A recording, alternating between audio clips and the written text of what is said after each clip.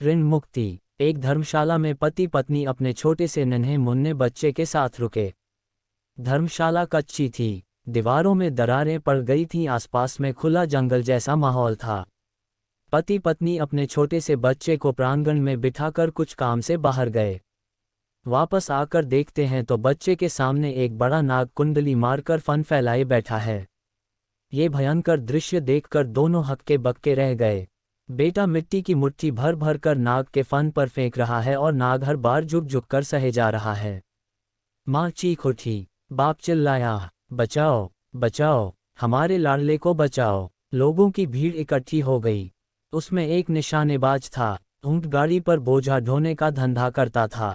वह बोला, मैं निशाना तो मारूं, सर्प को ही खत्म करूंगा, लेकिन निशाना चूक जाए और बच्चे को चोट लग जाए तो मैं जिम्मेदार नहीं। आप लोग बोलो तो मैं कोशिश करूं। पुत्र के आगे विषधर बैठा है, ऐसे प्रसंग पर कौन सी माँ बाप इनकार करेंगे। वह सहमत हो गए और माँ बोली, भाई सांप को मारने की कोशिश करो, अगर गलती से बच्चे को चोट लग जाएगी तो हम कुछ नहीं कहेंगे। ऊंटवाले ने निशाना मारा, सांप जख्मी होकर गिर पड़ा, मूर्छित हो गया। लोगों ने सोचा कि सांप मर गया है। उन्होंने उसको उठाकर बाढ़ में फेंक दिया। रात हो गई। वह ऊंटवाला उसी धर्मशाला में अपनी ऊंट गाड़ी पर सो गया। रात में ठंडी हवा चली। मूर्छित सांप सचेतन हो गया और आकर ऊंटवाले के पैर में दसकर चला गया। सुबह लोग देखते हैं तो ऊंटवाला मरा हुआ था। दैवयोग से सर्पविद्या जानने वाला एक आदमी वहां ठहरा हुआ था। वह बोला, सांप को यहाँ बुलवाकर जहर को वापस खींचवाने की विद्या मैं जानता हूँ। यहाँ कोई 8-10 साल का निर्दोष बच्चा हो तो उसके चित्त में सांप के सूक्ष्म शरीर को बुला दूं और वार्तालाप करा दूं। गांव में से 8-10 साल का बच्चा लाया गया। उसने उस बच्चे में सांप के जीव को बुलाया। उससे पूछा गया, इस ऊंटवाले को तूने काटा है? बच्चे में मौजूद जीव ने कहा, हाँ। फिर पूछा कि इस बेचारे ऊंटवाले को क्यों काटा? बच्चे के द्वारा वह सांप बोलने लगा, मैं निर्दोष था, मैंने इसका कुछ बिगाड़ा नहीं था। इसने मुझे निशाना बनाया तो मैं क्यों इससे बदला न लूं? वह बच्चा तुम पर मिट्टी डाल रहा था, उसको तो तुमने कुछ नहीं किया। बालक रूपी सांप ने कहा, बच्चा तो मेरा 3 जन्म पहले का लेनदार है। 3 जन्म पहले मैं भी मनुष्य था, वह भी मनुष्य था। मैंने उससे 300 रुपये लिए थे लेकिन वापस नहीं दे पाया। अभी तो देने की क्षमता भी नहीं है। ऐसी भद्दी योनियों में भटकना पड़ रहा है। आज संयोगवश वह सामने आ गया तो मैं अपना फन झुकाकर उससे माफ़ी मांग रहा था।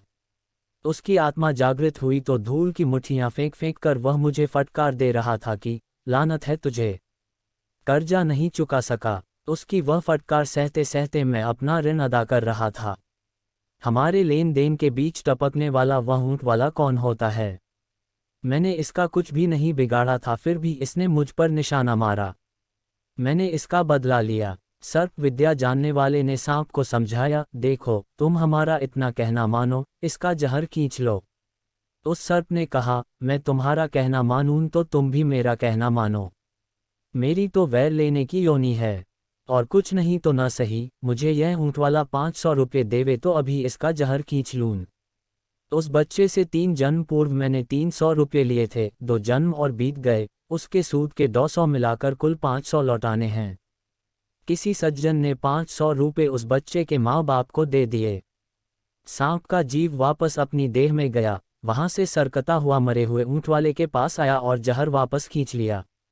ऊंटवाला जिंदा हो गया। इस कथा से स्पष्ट होता है कि इतना व्यर्थ खर्च नहीं करना चाहिए कि सिर पर कर्जा चढ़ाकर मरना पड़े और उसे चुकाने के लिए फन झुकाना पड़े, मिट्टी से फटकार सहनी पड़े। जब तक आत्मज्ञान नहीं होता तब तक कर्मों का ऋणानुबंध चुकाना ही पड़ता है। अतः निष्काम कर्म करके ईश्वर को संतुष्ट करें। अपने आत्मा परमात्मा का अनुभव करके यहीं पर इसी जन्म में शीघ्र ही मुक्ति को प्राप्त करें। जय जय श्री राधे। यदि आपको ये कहानी पसंद आई तो आप कमेंट करके बताएं। कहानी को लाइक करें, दोस्तों को शेयर करें और सब्सक्राइब करें ताकि नित्य ऐसी कहानी आपको नियमित मिलती रहे। धन्यवाद।